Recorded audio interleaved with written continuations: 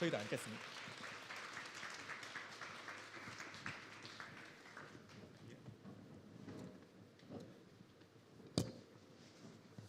예, 먼저 세 분께서 하시는 일에 대해서 청중분들께 간략하게 소개를 부탁드리겠습니다. 먼저 작가님. 네, 안녕하세요. 정소연이라고 합니다. 저는 SF를 쓰고 번역하고 있습니다. 네, 안녕하십니까.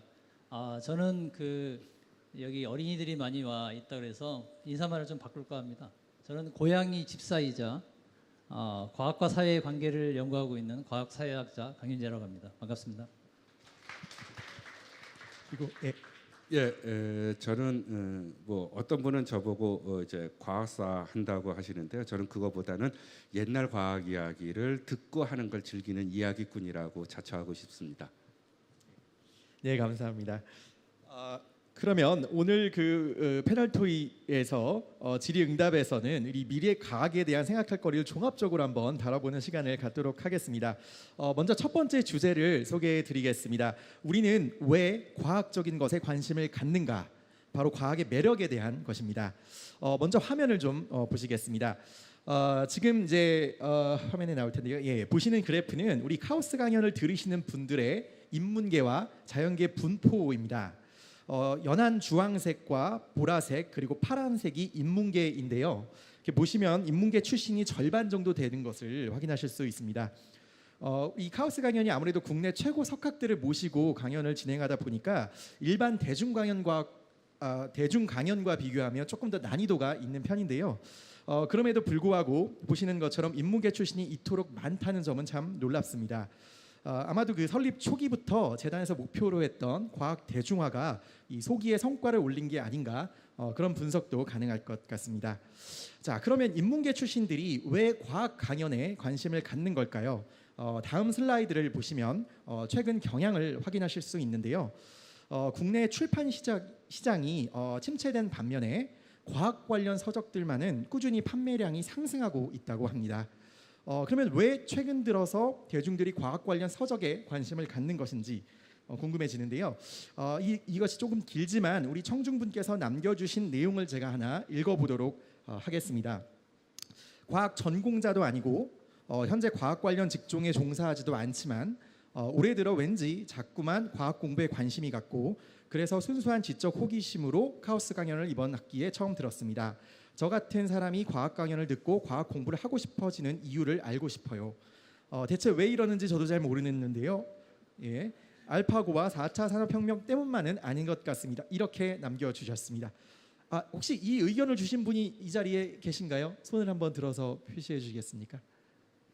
예, 혹시 오셨는지 모르겠습니다만 저희 재단에서 끝나고 접수대로 가시면 격려에 드는 의미에서 선물을 준비했다고 합니다.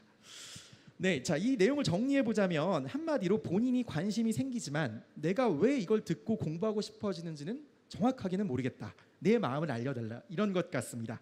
자, 그럼 여기서 오늘 패널 토의의 첫 번째 질문을 드려보도록 하겠습니다. 우리가 요즘 왜 과학적인 것에 나도 모르게 끌리게 되는 것인지 우리 패널 분들께서는 어떻게 생각하시나요? 먼저 강윤재 교수님. 예.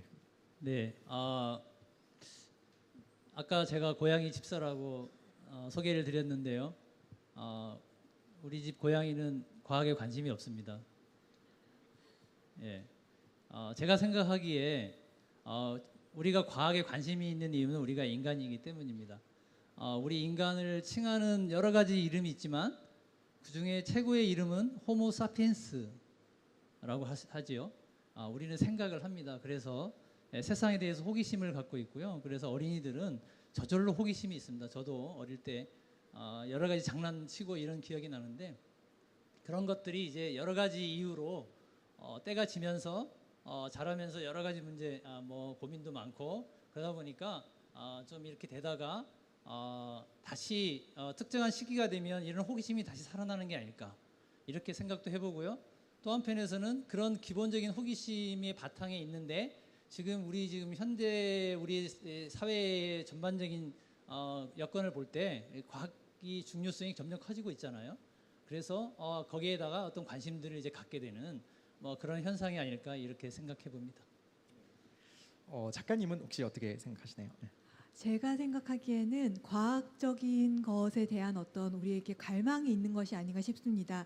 왜냐하면 우리가 실제로 경험하는 세상은 뭐랄까 말이 되지 않을 때가 많잖아요. 어떻게 이런 일이 있는 것인가 설명할 수 없는 일들, 비합리적인 일들, 원인과 결과를 명확하게 연결지을 수 없는 일들이 우리가 살면서 많이 마주하게 되는 그런 일들입니다. 근데 과학을 보면은 그것을 문제를 제기하고 그 문제에 대해서 탐구하고 그 다음에 답을 낸다는 그 과학의 과정이 갖고 있는 어떤 합리성이 우리가 현재 실제로 경험하면서 느끼지 못하는 그런 어떤 안정감 같은 것을 주는 부분이 있지 않을까라고 생각이 듭니다. 네, 호기심과 안정감 이렇게 말씀을 해주셨는데 혹시 보태실 말씀 있으신가요? 저는 실은 이제 과학이 그러니까 나쁜 의미는 아니고요. 그러니까 불확실하고 불안정해서 더 재미있습니다. 저 같은 경우는 그러니까 합리적인 방법이나 이런 걸로 연구한다 하더라도 디테일의 세부에 들어가게 되면 남겨놓는 부분, 미결정적인 결정되지 않은 부분, 여기서 어떻게 될까 고뇌되는 부분, 그래서 다른 분들의 이제 연구 과정들을 추적하다 보면 인간적인 드라마나 내면의 갈등, 배신의 냄새도 날 때 좀 있고요. 그런 것들이 다 버무려져 있기 때문에 과학 이야기가 가장 재밌는 게 아닐까. 저는 제 생각은 그렇습니다. 네, 저희가 일상에서 과학 혹은 과학적이라는 말을 참 자주 사용을 합니다. 과학적 사고나 뭐 사회과학, 인문과학 이런 것도 있고 심지어 어떤 광고에서는 침대가 과학이라고 얘기하기도 했었죠. 우리가 일상생활에서 이렇게 얘기하는 과학이다 혹은 과학적이라고 할 때의 과학은 어떤 의미일까요? 교수님 어떻게 생각하세요? 일상생활에서 이제 일반적으로 얘기할 때 과학은 그때 과학적이라는 말은 제 개인적인 생각으로는 일종의 광고 문구 같습니다. 그러니까 자기네 분야가 확실하다, 우리 좀 믿어달라라고 이제 말하고 싶은 욕망이 큰 분야일수록 과학적이라는 말을 많이 쓰는 것 같습니다. 수학하시는 분들이나 물리하시는 분들이 과학적이라고 자기 분야를 자칭하는 적은 제가 본 적이 없어요. 그런데 특정 분야를 지칭하기는 좀 그렇지만 초능력 연구하시는 분들이 과학적으로 연구한다고 강조를 하시더라고요. 여기까지만 하겠습니다. 네, 감사합니다. 우리 작가님을 오늘 모셨으니까 SF에서 과학적이란 건 또 어떤 말인지도 궁금한데요. 어떤가요? 네, SF에서 말하는 과학은 단지 뭐 자연과학에 한정되지 않고 사실 SF에서의 사이언스는 사회과학을 포섭하거든요. 그래서 사회과학적인 연구 방법이라든가 세상을 파악하는 방식 같은 것을 모두 포함해서 얘기하는 것이기 때문에 어떤 세계에 대한 정합적인 또는 합리적인 그리고 논리적인 설명이라든가 세계의 구성에 대한 인식 그런 것들이 잘 이루어지는 것을 과학적이다라고 표현한다고 생각이 듭니다. 예. 특히 정세훈 작가님 같은 예술가들에게 과학적인 것이 매력적으로 다가오는 경우도 많은 것 같습니다. 그러면 이제 예술가들에게 과학이 어떻게 영향을 미친 사례가 있는지도 궁금해지는데요. 교수님 뭐 그런 사례가 있나요? 예, 이제 널리 이제 회자되는 사례들이 이게 꽤 있습니다. 20세기 초에 이제 슈엔베르크의 이제 무음계 음악이라든지 전묘포 화가들의 이제 점으로 찍는 그림들 있지 않습니까? 요거는 이제 시각 이론에서 영향을 받았다. 뭐 이렇게 얘기를 하고요.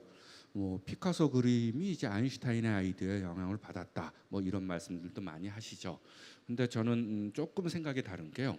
과학이 영향을 줬다라기보다도 그 예술가들이 훌륭한 예술가이기 때문에 여러 군데에서 아이디어를 얻다가 과학적인 이야기들에서도 아이디어를 얻어서 훌륭한 예술을 승화시켰으니까 과학이 영향을 준 것처럼 보이는 거지. 뭐 모든 과학이 다 예술에 도움이 된다 그렇게는 생각을 안 합니다. 예술가가 훌륭했던 거라고 저는 믿습니다. 예, 예술가들이 과학을 잘 활용했다 이런 예. 말씀을 해주신 건데 그러면은 이런 의문도 좀 듭니다. 그 반대로 과학자들이 예술을 잘 활용한 그런 사례도 혹시 있을까요? 제가 한번 대답을 해볼까요? 그 제가 알고 있는 그 화학자 중에 로널드 호프만이라고 하는 그 화학자가 있습니다. 그 화학자가 이제 같기도 하고 아니 같기도 하고라고 하는 책을 쓰신 분인데 그분이 그 시인이기도 하고 극작가이기도 합니다. 화학을 하시면서요. 근데 이분이 시가 있는데 그 시가 어떤 시냐면 화학 실험을 하고 나면 결정이 생기잖아요. 그럼 그 결정을 보고 그 결정이 너무 아름다운 거예요. 그래서 내가 이래서 과학을 하는 거야. 그러니까 이분에게 예술적인 어떤 감수성이라는 것은 훌륭한 과학을 하기 위한 어떤 전제 같은 것이죠. 그러니까 만약에 여기 자제분들 중에 과학을 하시려고 하시는 분이 있으시다면 예술적 감수성을 키우는 게 호널드 호프만 같은 훌륭한 과학자를 키울 수 있는 길이기도 하다는 이런 생각도 듭니다. 네, 잘 알겠습니다. 그럼 여기서 우리 SF에는 우리 과학이 어떻게 적용되는지 조금 더 자세하게 알아보는 시간을 갖도록 하겠습니다. 자, 정소연 작가님께서 3분 과학 생각으로 전해주시도록 하겠습니다. SF가 과학을 만났을 때 큰 박수 부탁드리겠습니다. 네, 안녕하세요, 여러분. 저는 오늘 상상적 과학이라는 개념에 대해서 말씀을 드리려고 합니다. 상상적 과학이란 불가능성의 과학입니다. 우리가 SF에서 과학을 다룰 때는 우리가 갖고 있는 과학 기술로 언젠가 가능한 것, 우리가 아는 범위 안에서 언젠가 실현될 것을 다루기도 하지만 반대로 어떻게 생각해도 우리가 알고 있는 과학의 범위 안에서 절대로 불가능한 것이지만 SF의 세계에서는 당연하게 성립하는 것도 있습니다. 이런 문학적인 도구를 우리는 상상적 과학, imaginary science라는 표현으로 설명합니다. 제일 대표적인 예가 초광속 통신입니다. 우리 현재 물리학적 지식으로는 그리고 알고 있는 범위 안뿐만이 아니라 몇 차례 확인된 바로는 그 강의에도 나왔듯이 초광속 이동이 불가능한 것처럼 초광속 통신은 가능하지가 않습니다. 어떻게 해서든 통신에서는 시차가 생기게 됩니다.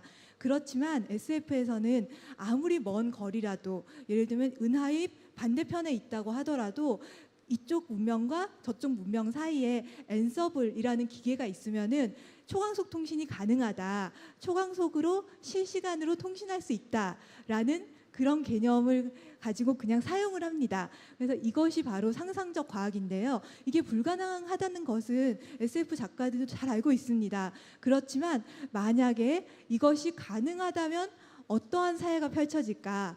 어떤 문명에 하나의 상상적 과학인 엔서블이 투입된다면 아무런 시차 없이 우리가 서로 소통할 수 있게 된다면 무엇이 가능할 것인가를 SF에서는 바라볼 수 있습니다.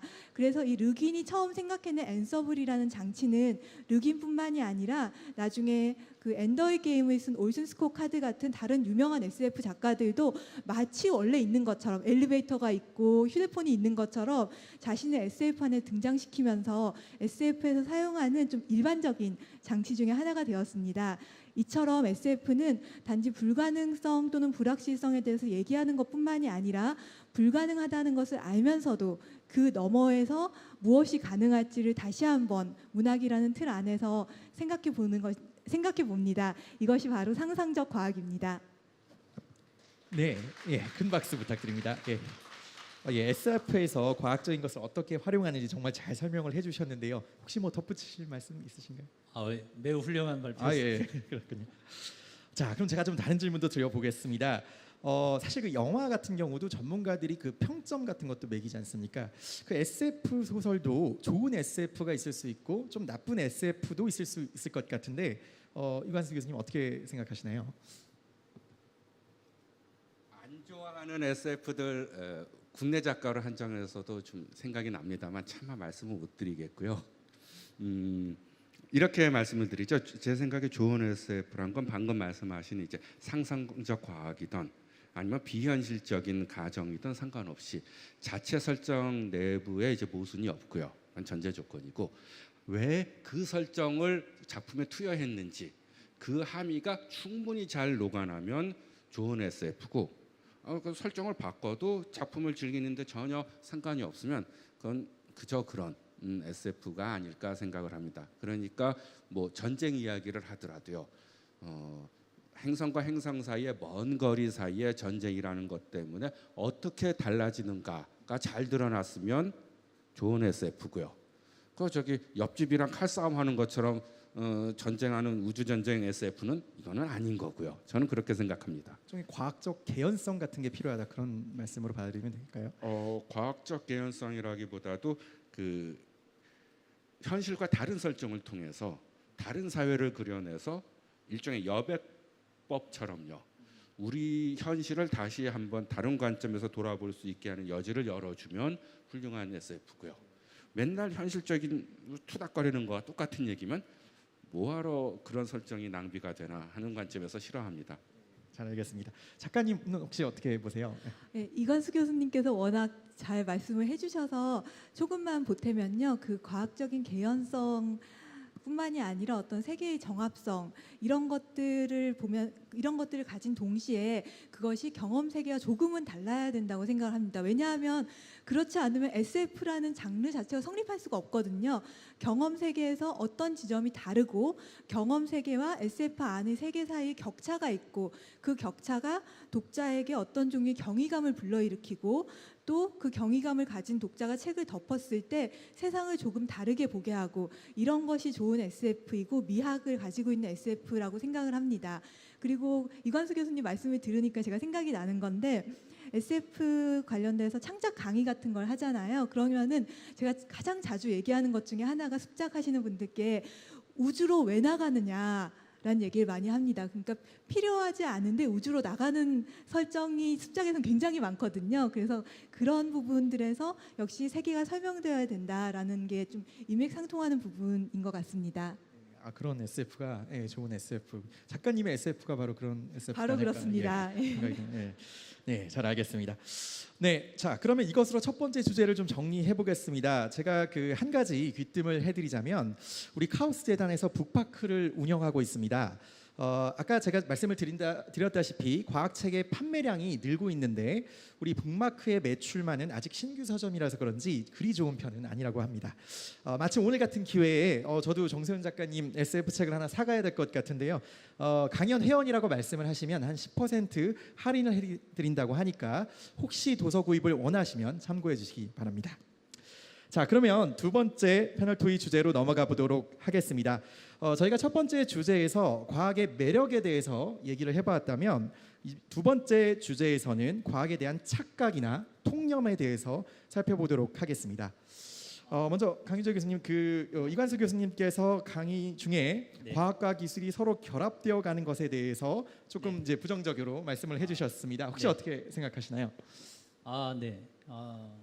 그 이관수 교수님의 그 기본적인 문제의식에는 저도 동의하는 바입니다.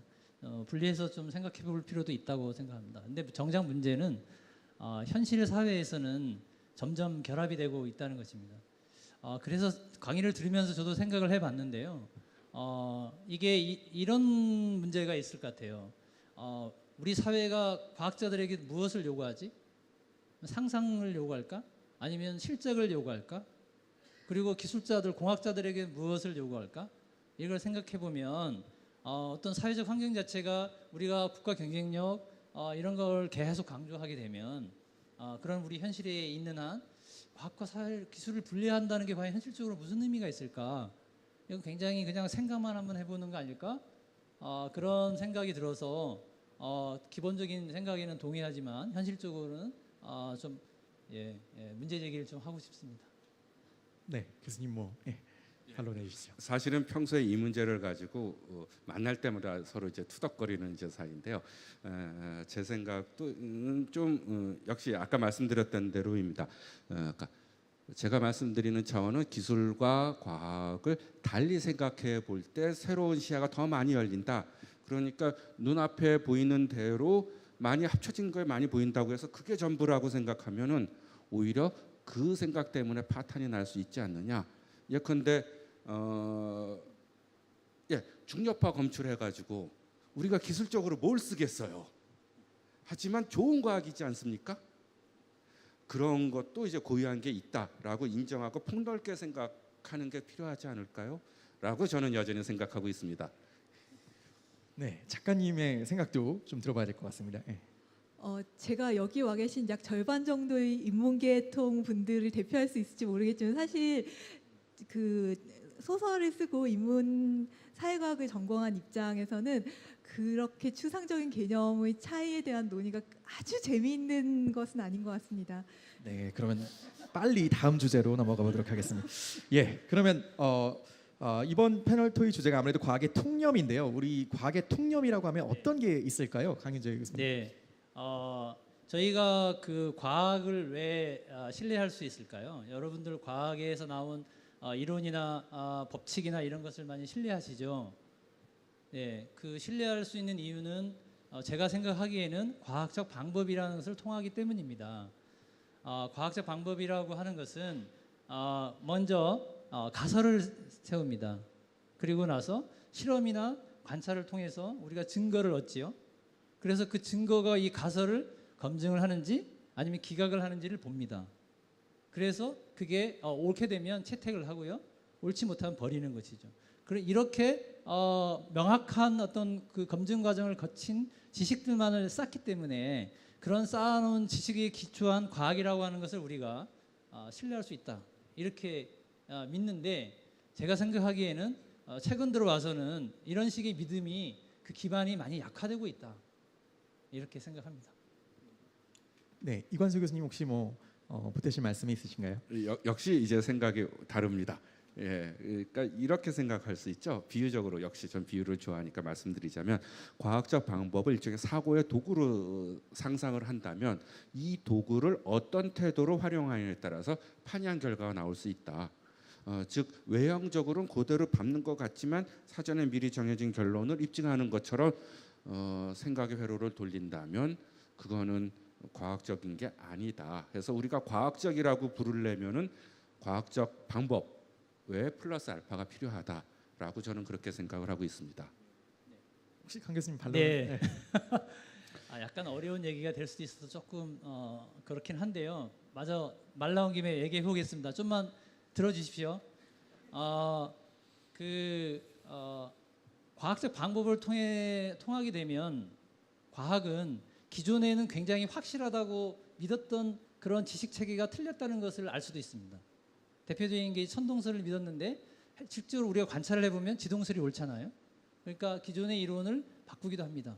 반대로 기존에는 잘 몰랐던 것을 우리가 과학적 방법을 통해서 확실하게 알아낼 수도 있습니다. 이게 이 과학이 갖고 있는 굉장히 큰 매력인데요.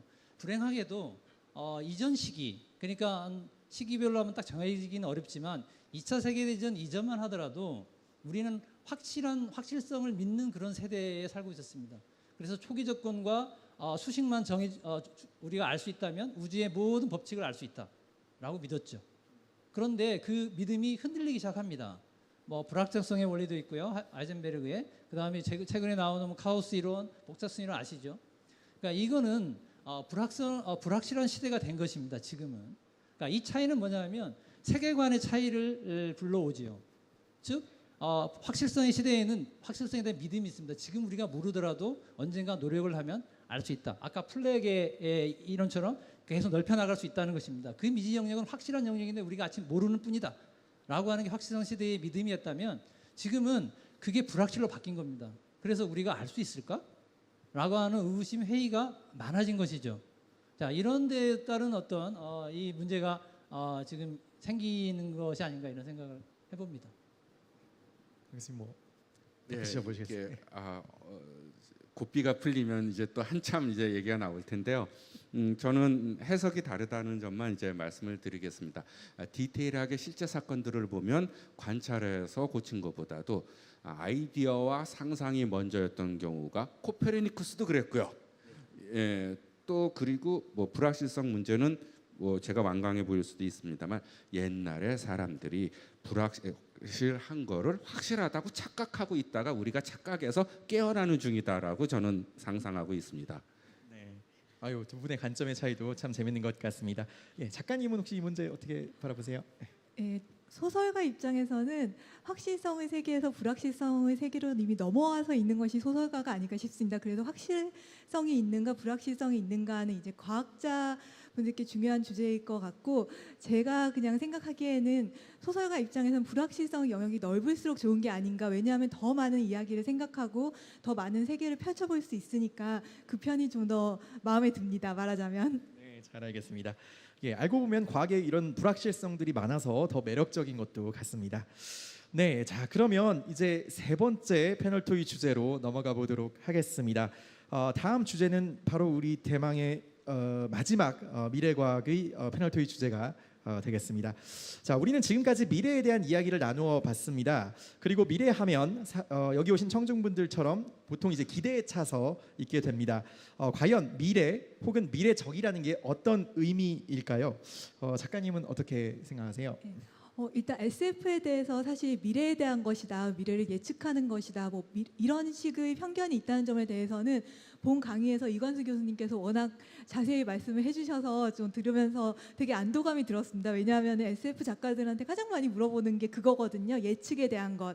근데 그것은 뭐랄까 SF가 미래를 예측하는 장르가 아닌 것은 맞지만 SF가 갖고 있는 특성 중에 미래성이라는 것이 있다고는 생각을 합니다. 그것은 무슨 뜻이냐 하면 우리 경험을 진전한 그러니까 선형적인 시간적인 미래의 관점에서 해석하지는 않더라도 세계관의 측면에서 미래적으로 조금 더 나아간 자리에서 바라본다라는 측면이 있는 것 같아요.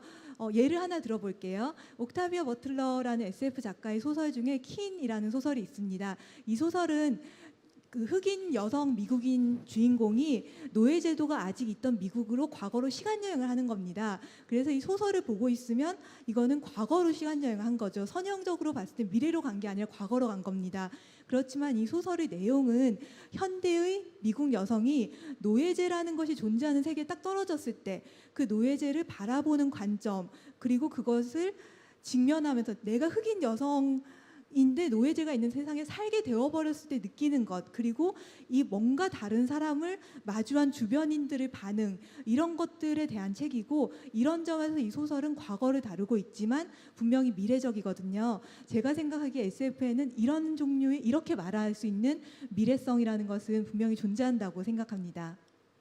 미래가 꼭 희망을 의미하거나 시간적인 미래를 의미하는 게 아니라는 말씀이신 것 같습니다. 네, 자 그러면 여기서 생각을 좀 더 발전시켜 보겠습니다. 바로 강윤재 교수님께서 3분 과학 생각을 해주실 텐데요.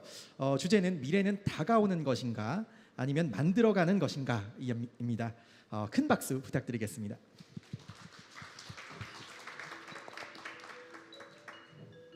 네, 미래는 다가온다고 생각하는 분들도 계실 것이고요.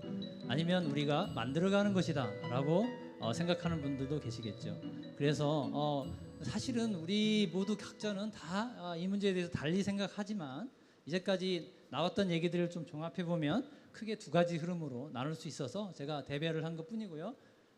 그렇게 해서 이렇게 제가 표를 한번 만들어봤습니다. 미래는 다가오는 것이라고 라고 하는 입장은 소위 선형적입니다. 그러니까 과거로부터 현재, 그리고 과거에서 현재 해오던 대로 미래가 계속 이어질 것이다, 이렇게 돼 있고요. 그래서 미래는 결정되어 있다, 이렇게 생각하고, 그럼 그 미래를 예측을 하는 것이죠. 그 예측하는 방법이 로드맵이나 포캐스팅, 내다보면서 예측을 하는 이런 방법을 씁니다. 그리고 이때의 절대적 시간관입니다. 우리 뉴턴이 제시했던 그런 것이고요. 그리고 이제 시계하고도 이제 우리가 생각을 해보시면 시계가 연속적으로 똑딱 하면서 계속 가잖아요. 그런 것도 우리가 이렇게 생각하게 하는 이유라고 볼 수 있습니다. 반면에 미래는 만들어지는 것이라고 하는 입장은 제가 사실은 이 입장에 더 가까운데요. 미래는 현재에서 계속해서 창조됩니다. 그리고 우리 이관 선생님이 역사를 하셨는데 역사도 우리가 생각하기에는 과거에 일어난 일이라고 생각을 하시잖아요. 근데 많은 역사학자들은 그게 현재에서 현재의 관점으로 다시 재해석해가지고 다시 만든다라고 하는 이 관점을 많이 얘기하고 있습니다. 여러분도 좀만 생각해 보시면 이게 그렇다는 것을 알 수가 있을 것 같습니다. 그리고 미래는 따라서 열려 있고요. 열려 있기 때문에 우리가 미래를 바꿀 수 있다라고 생각을 하고, 목적을 미리 정한 다음에 그 목적을 달성하기 위한 현재 우리가 해야 할 일을 만들기 위한 백캐스팅이라고 하는 그런 방법들을 씁니다. 그리고 이 방법의 대표적인 예로는 나사 프로젝트를 들 수 있습니다. 나사가 어딘지는 아시죠? 네, 죄송합니다. 이 나사에서 달나라로 아폴로 11호를 보냈잖아요. 그때 보낼 때 좀 다급했습니다. 왜냐하면 소련이 우주 산업에서 거기 시대에는 앞서 있다고 여겼기 때문에, 그래서 굉장히 긴급한 수단으로 죄송합니다. 달에 도착할 시간을 미리 정해놓고요. 역산을 해서 그러면 그것을 위해서 지금 우리가 무엇을 해야 될 것인가 이렇게 물음을 거꾸로 해가지고 그것을 완수해냈어요. 그래서 이게 나사 프로젝트라고 하는데 이런 것처럼 이게 이 미래라고 하는 것이 열려 있어서 만들어지는 것이라고 볼 수 있습니다. 그렇기 때문에 미래라고 하는 것은 여기서 수사는 경찰들이 하는 수사가 아니고요. 그다음 담론 그거 들어보셨죠? 말이 좀 어렵습니다. 근데 어쨌든 그런 대상으로서 미래가 쓰인다는 것입니다. 뭐 예를 들면 가까운 미래, 먼 미래, 기술의 상용화에 50년이 소요될 예정이다. 그러면 먼 미래죠. 이거는 우리에게 충분한 시간을 달라 이런 의미로 쓰일 수가 있고요. 그리고 혹시 미래 세대란 말 들어보셨죠? 미래 세대는 지금 없습니다. 근데 미래 세대라고 우리가 얘기함으로써 우리에게 도덕적 의무감이 생기잖아요. 그러니까 미래 세대를 위해서 우리가 지구를 파괴하면 안 돼. 이런 식으로 이게 미래라고 하는 게 수사의 대상이 되는 것이고요. 어떤 분들은 미래를 긍정적으로 모사하기도 하고 부정적으로 모사하기도 하죠. 이것도 사실은 수사적인 어떤 기법이라고 볼 수 있습니다. 그 예 중에 하나가 바로 이 기대 사회학이라고 하는 이 굉장히 가드너의 굉장히 유명한 것입니다. 어떤 것이 처음에 런칭할 때는 굉장히 좀 과장돼서 런칭하게 되고요.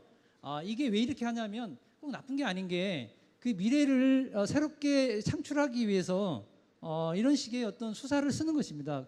그렇게 되면 처음에는 굉장히 그 과장된 어떤 반응이 점점 환멸해서 구렁텅이로 이렇게 갔다가 다시 빠져나오면서 이제 안정성을 찾게 되고 그게 일정한 궤도에 도달하게 되는 것이죠. 이렇듯 미래라고 하는 것은 주어진 게 아니라 이를테면 우리가 새롭게 이제 만들어갈 수 있는 그런 것으로도 이해할 수 있다. 이렇게 말씀드리겠습니다. 감사합니다. 네, 박수 부탁드리겠습니다.